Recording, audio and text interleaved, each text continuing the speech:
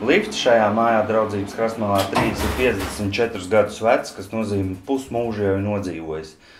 Pusmūžu vecumā ir kaut kādas slimības, katru gadu pārbauda, kaut kas atklājās, kaut kur jāiegulda. Svarīgāks ir cilvēkiem pastāstīt, kas ir izdarīts un ka tā nauda nav vienkārši notērēta.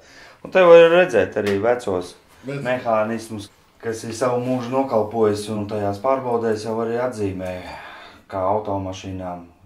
Trīnieks tas ir aizliedz eksploatēt, divnieks tas ir mēnešu laikā, ir jānovērš, un vieninieks ir līdz nākošai pārbaudē, ir jāsavat kārtībā. Pēdējais, kas mainīs, reduktors ir motors, pilnīgi viss. Troses nomainītas, pilnīgi viss nomainīts. Iepriekš nomainīta automātika, kabīnes sienas. Jūs dzirdiet, kā viņš klusu iet, salīdzinot ar to, kas bija. Tas ir liela starpība. Starp citu cilvēki bija apmierināti te, kad palaidām, dzirdēja pats, kā viņi saka, cik viņš klusu iet labi. Šitais ir ātruma ierobežotājs. Šito cilvēki bieži baidās, ka troses pārplīsīs, lifts nokritīs. Lifts nekad nenokritīs.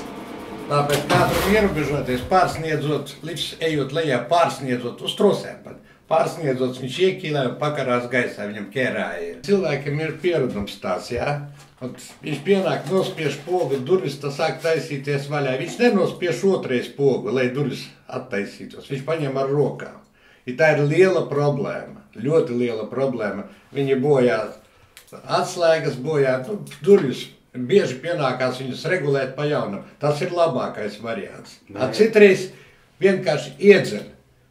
Siena, jā, viņi iedzen iekšā un tad jāiet vai operatoram, vai man viņu vajag klaust ārā, lai dabūtu ciet durvis. Nevajag aiztikt durvis ar rokām. Priekš tā ir pogas. Mēbeles pārvadāt kategoriski aizliegts. Labi, tur kaut kādu mazu kaut ko viņi paņem. Atvainojiet, es esmu redzējis, kā skapjus bāž iekšā. Pārsniedz svarus, pārsniedz durvis lauž.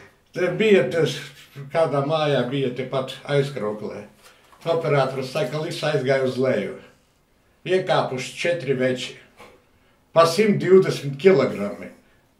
Viņa svars ir 400 kg. 100% aizies uz leju.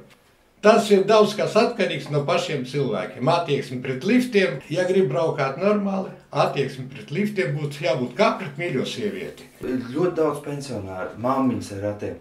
Un, ja kāds salauž liftu, pēc tam zvana, ir bijis, ka zvana māmiņas, kā es tikšu lejā ar rati, nevaru vairs nonest. Rati vēl labi, viņa ratiem vēl paņems ratus atstās, ja viņa lejā nobrauca. Nekā, augšā.